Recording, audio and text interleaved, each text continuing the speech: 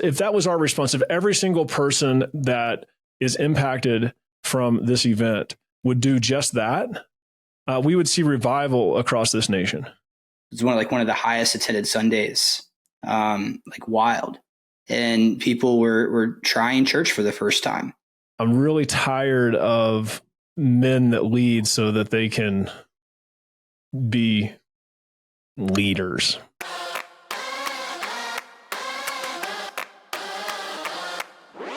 All right, so today, Jeremy and I, we are going to be having a hard discussion on a hard topic and something that has been a catalyst for revival, catalyst for I don't know if it's thousands, tens of thousands, hundreds of thousands. I mean, people all over the United States are going to church, giving their lives to Jesus, making decisions to be men of God and to follow Jesus for the first time. And Jeremy and I, for just background, he just came out of the backcountry, got this awesome bull. Hadn't talked to him in, I don't know if it was weeks or whatever it was, Jeremy, but Charlie Kirk's Assassination while Jeremy was in the mountains. And when he came out, that was the first thing I think we talked about. And so we were discussing yesterday, and I think it was last night, Jeremy, you said, Alex, we should discuss Erika Kirk and her message.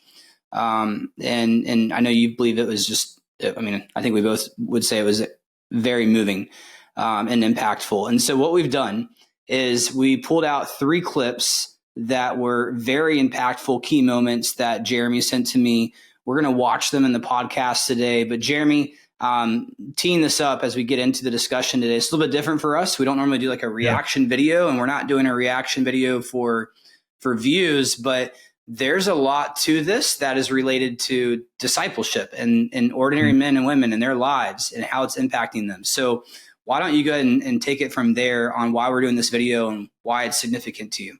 Yeah. So when I learned of Charlie's, murder, assassination, it shook me.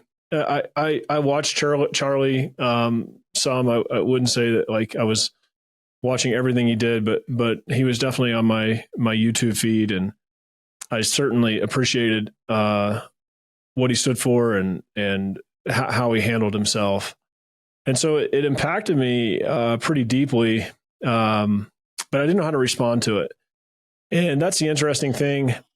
I don't really consider myself a ministry leader. I consider myself an ordinary man that disciples others. And, but God has called me to be the leader of Ordinary Movement. So I guess that in some ways makes me a ministry leader. I say that with all humility because, again, I don't look at myself as that. But because we do run an organization that's a faith-based organization that is about equipping ordinary people to go out and do the work of ministry, I felt like a response was needed, but I really didn't know what that response was or where to start. There's so much. There's so much that we won't even begin to touch in this podcast. But when I was watching Charlie Kirk's memorial or parts of it, I was just really blown away.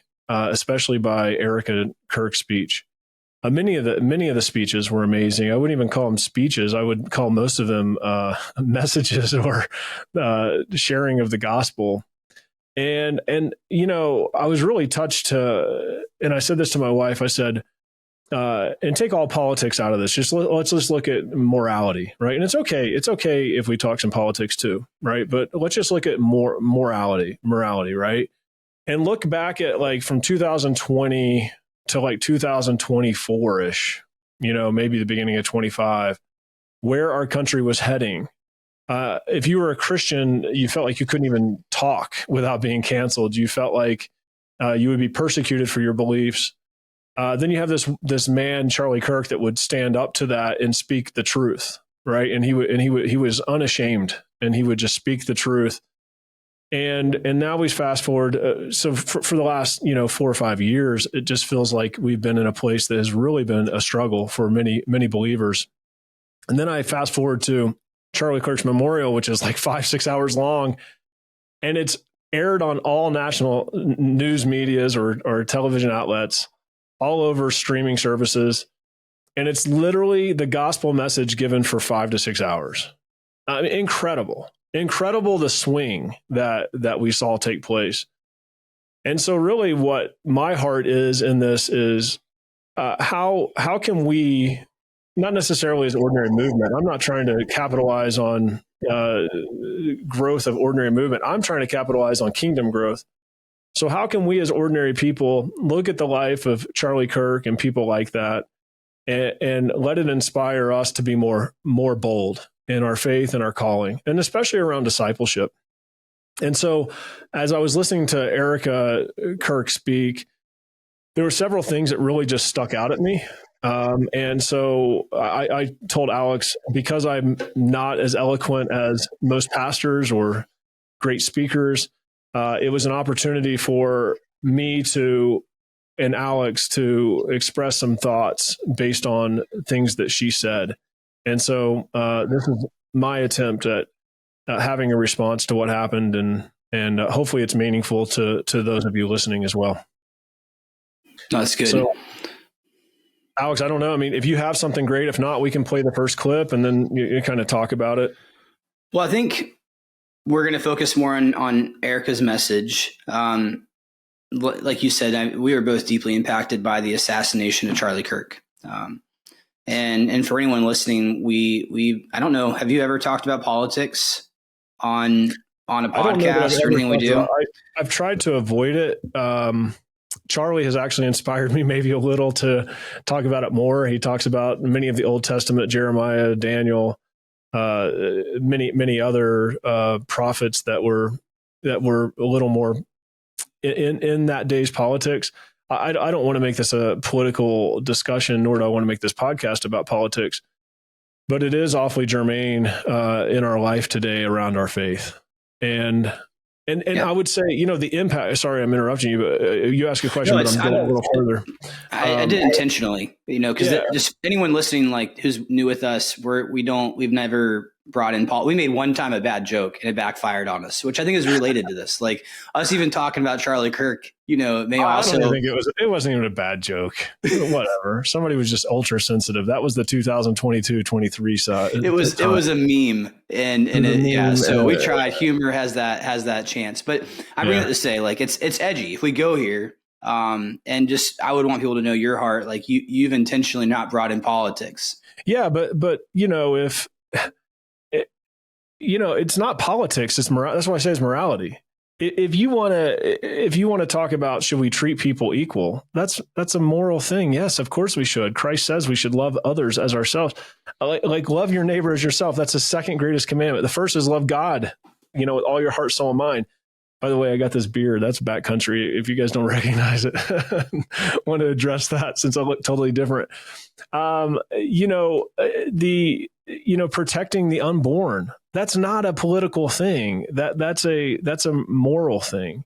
And so there's things that we can talk about that will sound political that are really just about our faith.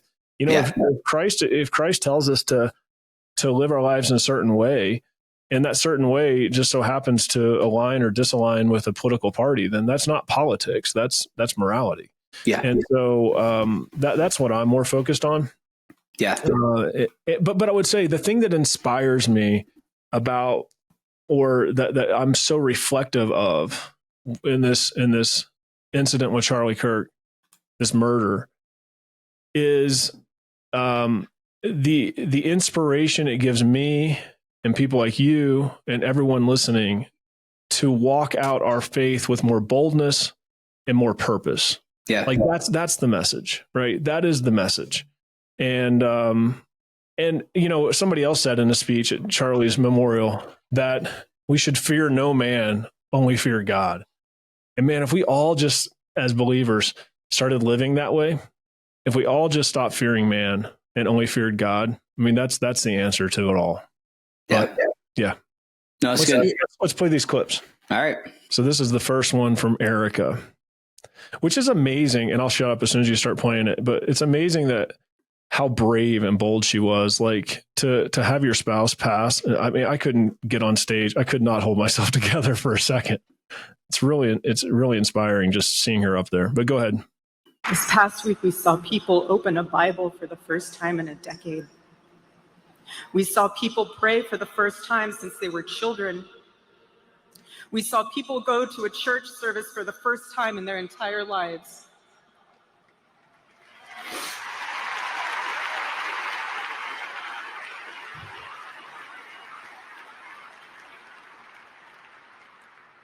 Charlie liked to journal.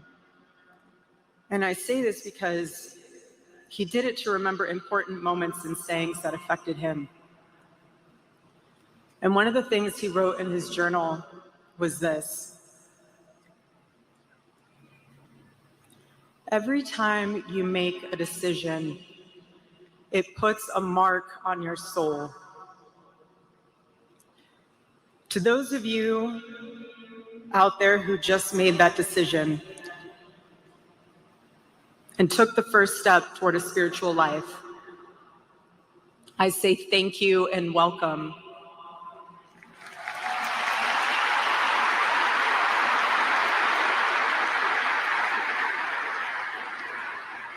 One day, I hope you look back and realize it was the most important decision of your life, because it is. All of you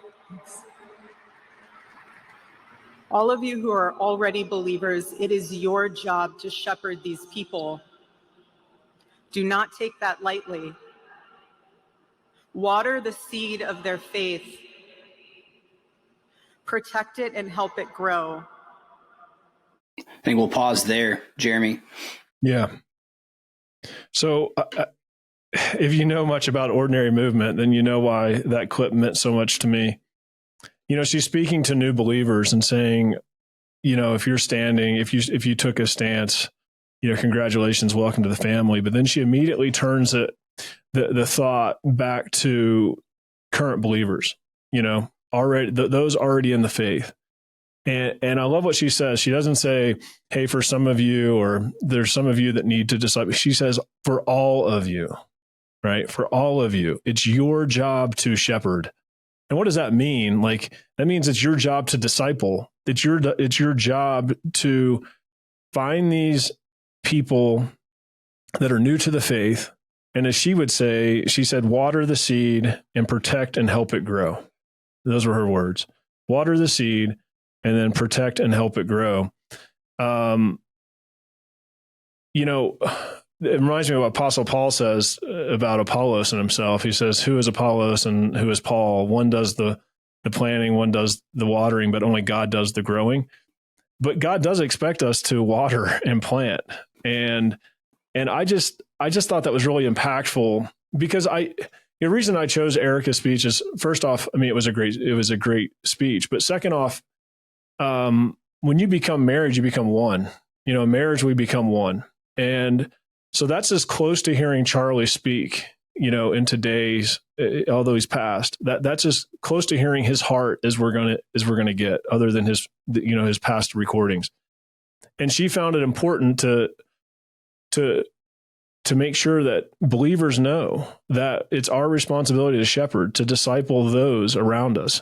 And so, to me, that is the response to Charlie's death. The response to Charlie's death is, how can we as believers find those that we can, as she would say, water the seed and protect it and help it grow? And if that was our response, if every single person that is impacted from this event would do just that, we would see revival across this nation. Right? I think many of us have a response of, man, how do I walk this out? Like, Charlie was such an unbelievable guy. He had this huge platform. He had a way. I mean, he was not college educated, but probably one of the smartest people you'll ever hear speak.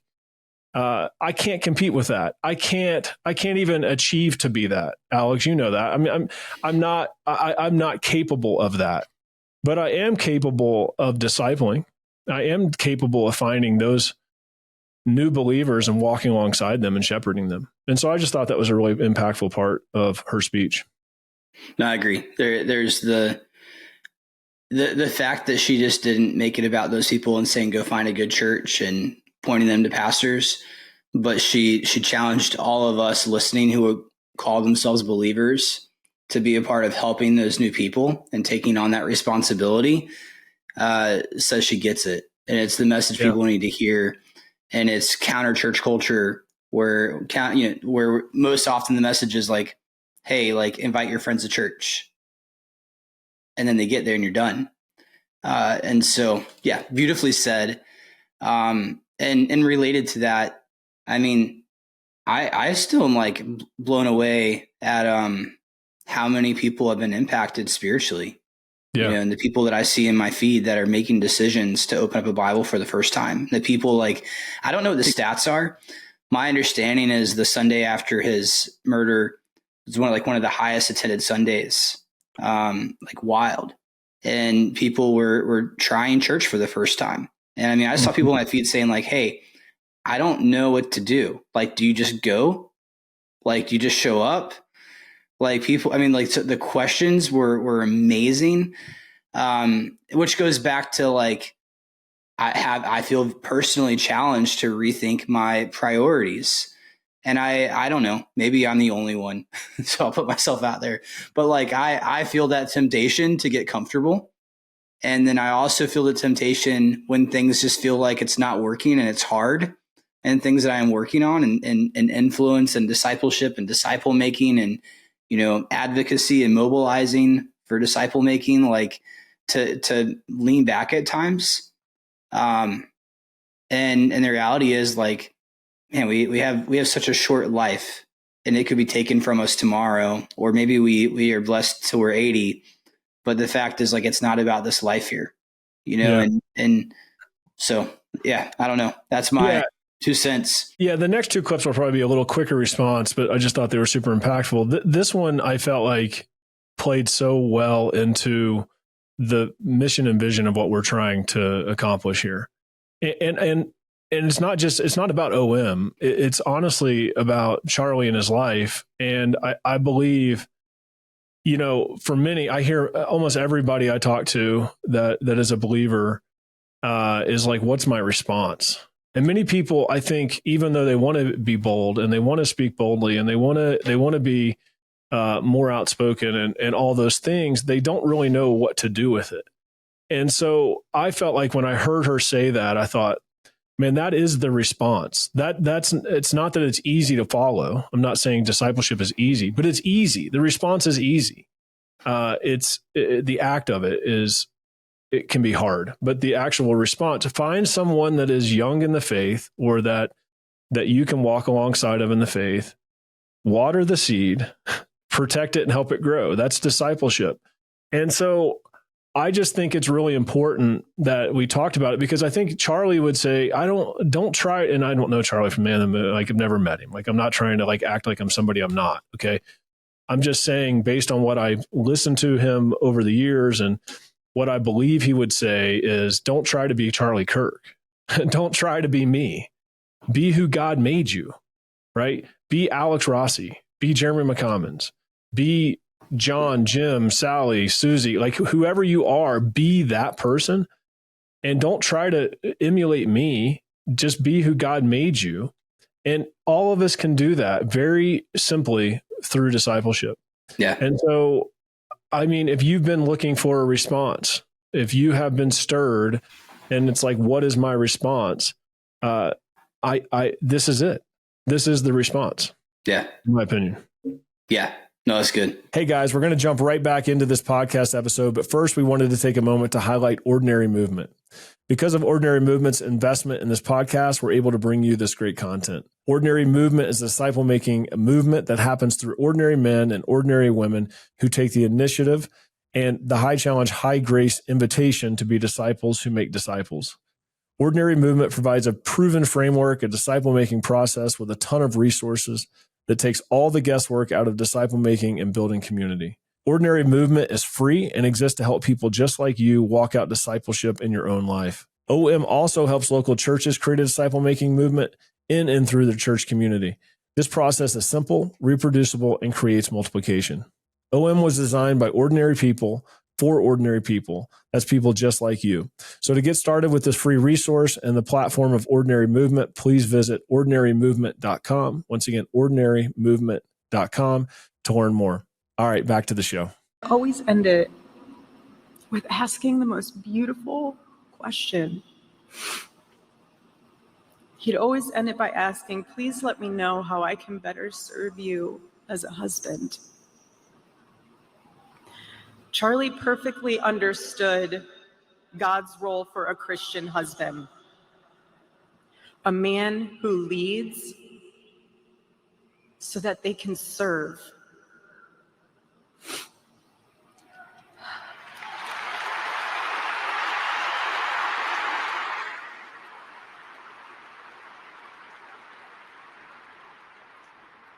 To all the men watching around the world, accept Charlie's challenge and embrace true manhood.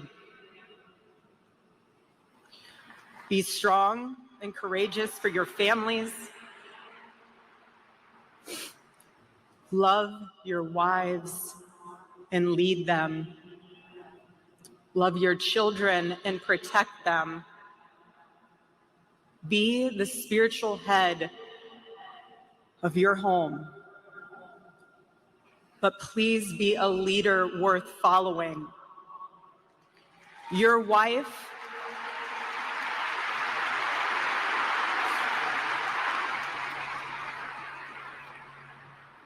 is not your servant. Your wife is not your employee. Your wife is not your slave. She is your helper. You are not rivals. You are one flesh working together for the glory of God. All right, Jeremy. Yeah. So many of you know, if you follow us at all, that Ordinary Movement started out as ordinary men. So the original vision that God put on my heart was a men's discipleship curriculum that quickly turned into a men's and women's. That we have an umbrella called Ordinary Movement for ordinary men's groups and ordinary women's groups. So this is more speaking to the men, and that's okay. If you're a woman, you can just amen it or send it to your husband. But man, it is time for men to step up and lead. You know, as she said, we need men who lead so they can serve. And I'm just really, I'm really tired of men that lead so that they can be leaders, right? Like, how do I say it any other way? I mean, like, they lead for power versus lead to serve. When Christ says, if you want to be the greatest among you, be the servant, right? That was his heart. Like, true leadership is servanthood. And she says, accept Charlie's challenge, embrace true manhood. And I just want to say to the men listening that true manhood isn't driving a big truck, isn't having a cool goatee and tattoos and going to the gym and looking buff, wearing fatigues or camouflage or going hunting or fishing or driving a big boat or a Harley. Like, that ain't manhood. That is not being a man. It may make you look cool, but it doesn't make you a man. And it's time that, we as Christian men step up and man up. And if you want to be a real man, then you need to learn to serve. You need to start learning to serve your family. And you need to start learning to serve your wife and serve your community and your church and the people around you. You can do all those things that are cool and that may make you look cool, like whatever it is that makes you feel manly. I do many of those things, but I don't do those because I'm a man. That doesn't make me a man. That means I do cool things, but it doesn't make me a man. What makes me a man is that I love the Lord. I put him first in my life. Not always. This is not a pat on my back. I'm telling you, I'm trying. How about I say that? I try to put him first in my life. I try to lead in a way. What did she say? She said,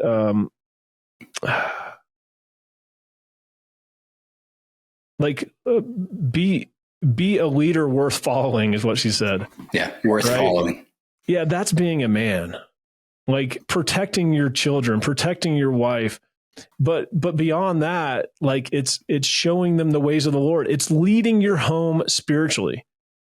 Like you're not a man if you're out there and you're doing all the manly things, but you're not following the Lord. And so then you're leading your family astray. That is not being a man. Like that is being a failure. So it's time that we step up. There's people that listen to this podcast. There's men that listen to this podcast that think they're men, but they're still playing childhood Christianity. And I'm telling you, until you step up in your faith and you become a leader that's worth following, then you're really not a man. And so that really struck me coming from a woman, right? And I love how she said, two flesh become one at the end. For the mission. Yeah. For the mission. And that's what marriage does, right? Yep. And it's amazing to see, you can see that in their marriage, that Erika and Charlie became one because she's now speaking his message to men, upon his death.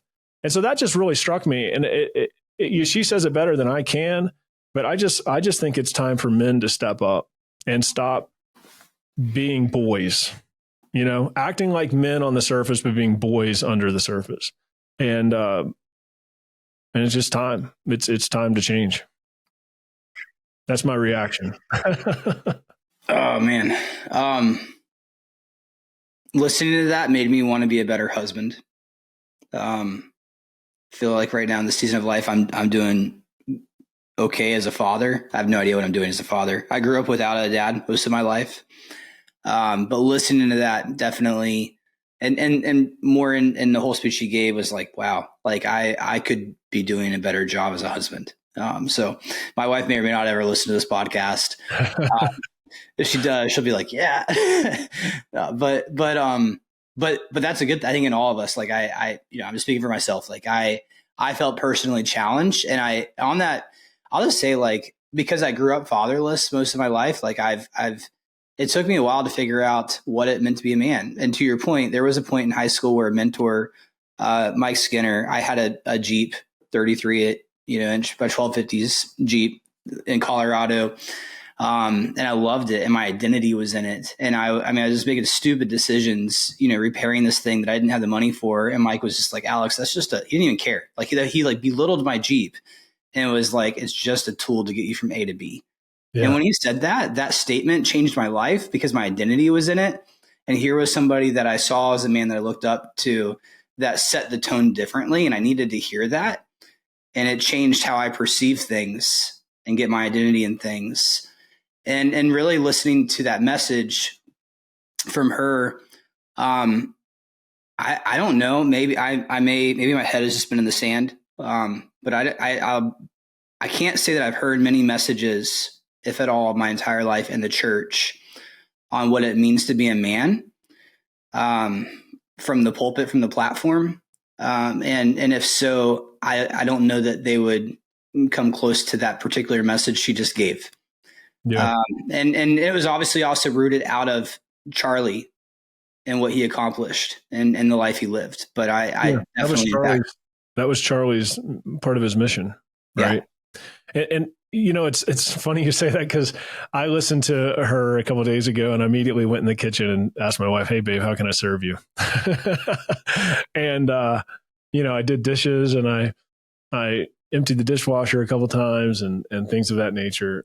And that's great. And I want to be a better husband. And a lot of that does come around serving. But I still think all of that is secondary to leading spiritually. Yeah. And I think that's the thing that I most want to get across from this video is you can be a man in all ways. If you're not spiritually leading your home, then you're really not you're not manning up. You're just not. And I know too many men that their wives are the spiritual leaders of their home, and they're following what their wife says, and their wife is leading in the charge of spirituality and Christianity in their home. And I just want to just matter-of-factly say that if that is you listening and that is your situation, then you need to man up. You need to change that. And that doesn't mean you come in and you like push your wife around and you need to submit to me. No, it just means that if you're not putting the time in the word, if you're not putting the time in prayer, if you're not putting time in discipling others, if you're not putting time into giving your time and life to Christ so that you can lead your home properly, then it's time to start. Yeah. Being a man and a husband worth following, I think, was a key point. A lot of guys want to be a leader worth following. Yeah. Like pull verses and they just expect their wife to want to follow. And yet, like, they wouldn't want to follow themselves if they were in their wife's shoes because they haven't earned that place That's right. of trust and respect and spiritual leadership because they're not living it out already. And it's really discipleship in the home, right? Yeah. And we say discipleship's more caught than taught. Same thing. Yep. Your family can see right through your words. Yeah, because they can see your actions, and we need to lead. We need to lead in a way that's worth following. So let's go on to this last clip. This last clip is just a tearjerker. I can't say it any other way. Before we do that, if someone's listening, I have friends that I'm talking to that are having hard times in their own marriage right now with that. So, if you're the man listening right now, Jeremy, and that's you and you need to make some things right, like what's the next step? What's the next right step if you know that you've screwed things up and you need to start over and taking those steps forward? Offhand. That could be a whole podcast.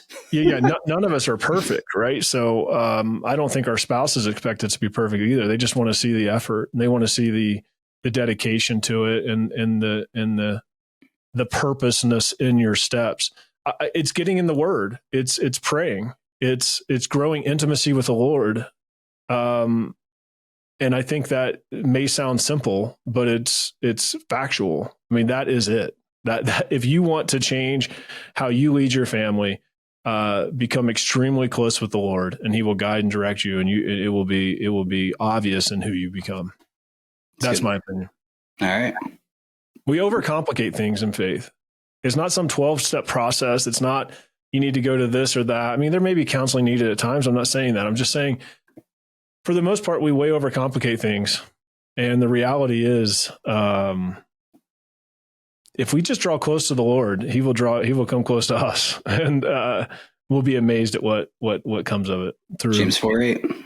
That's right. All right, here we go. All right. My husband, Charlie, he wanted to save young men, just like the one who took his life.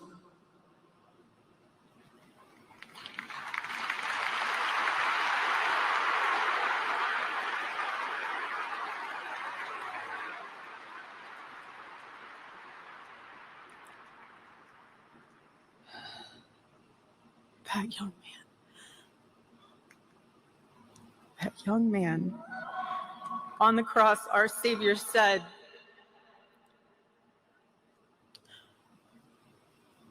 "Father, forgive them, for they not know what they do."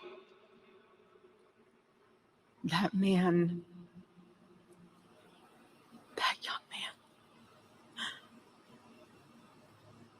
I forgive him.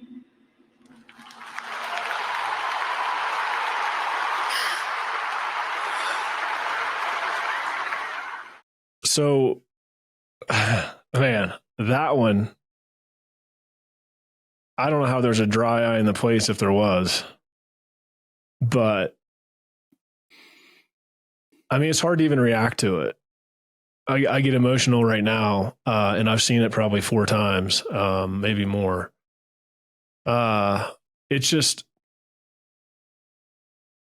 I just feel like it was such an example of Christ and what Christ would have for us. To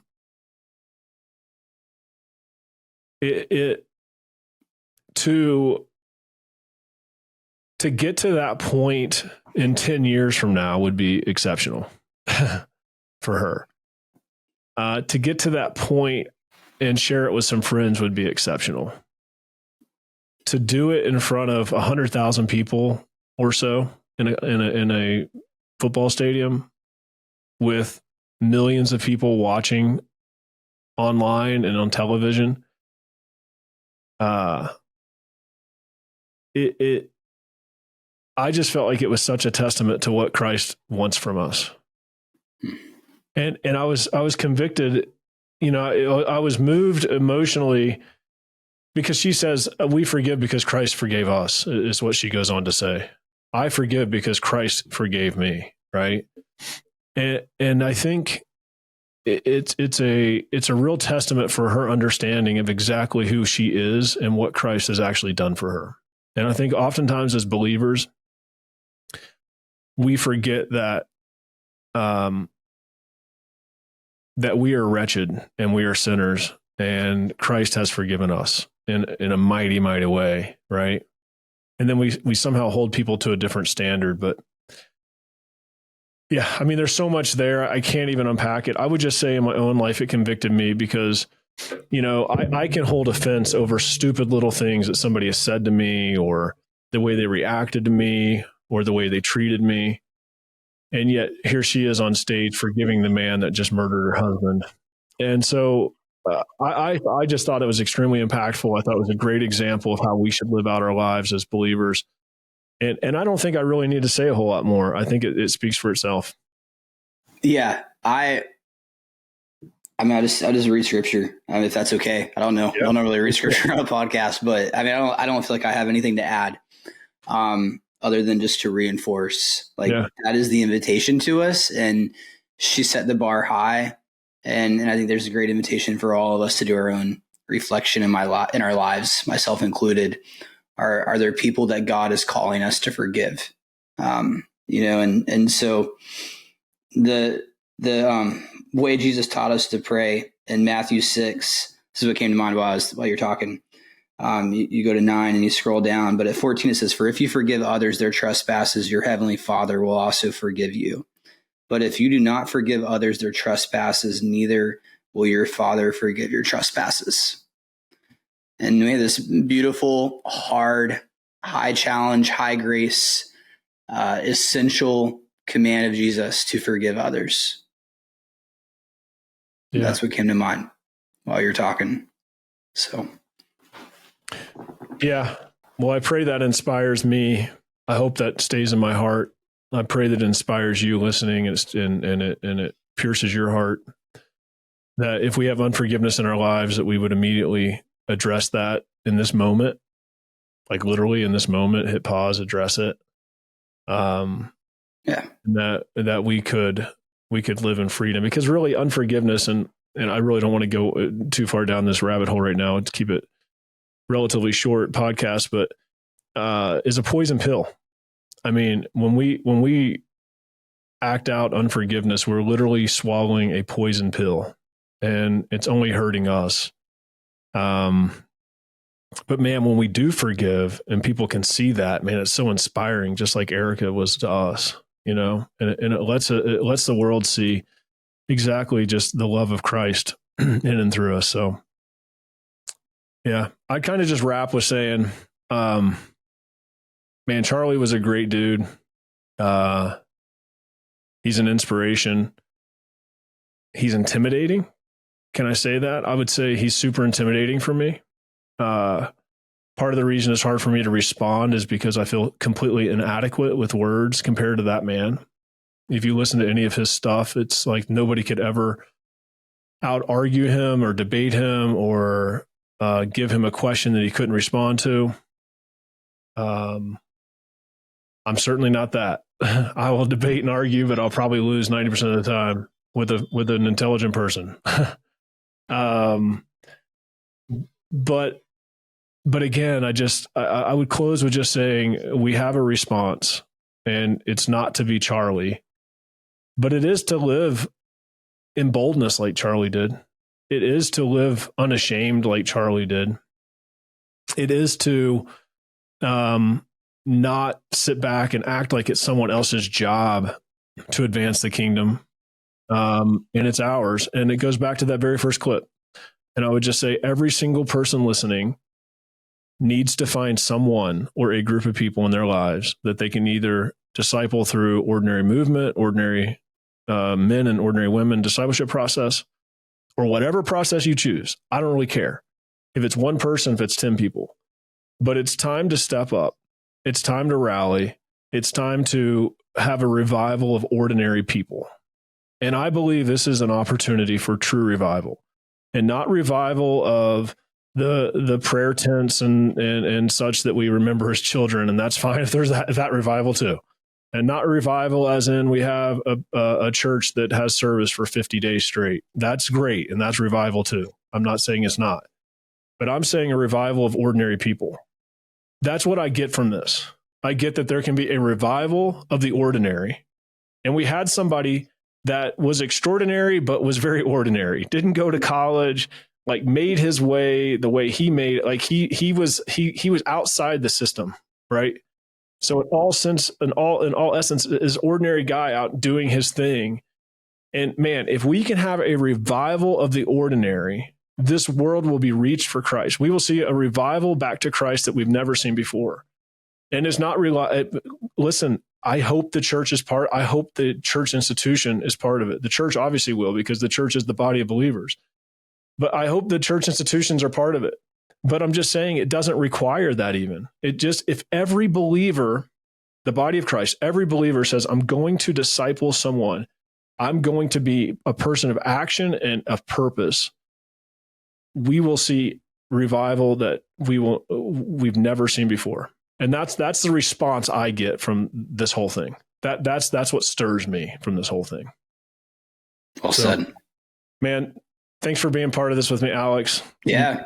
It was fun. I appreciate it, guys. I hope what Erika said inspires you.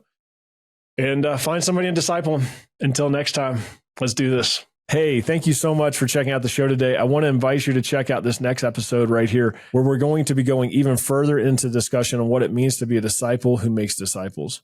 Also, be sure to subscribe to our channel right now if you want to continue the journey of learning what it means to be a disciple, how we make disciples, what is discipleship, and just different ways that people are engaging and living as mission-minded believers. Finally, again, if you're wanting to go to the next level in disciple making and you're looking for support, resources, a framework, a discipleship process, and even training and coaching on how to be disciples who make disciples, check out ordinarymovement.com. Once again, ordinarymovement.com, where we have an entire process to help you create a disciple-making movement in your community and or through your church. Thanks so much.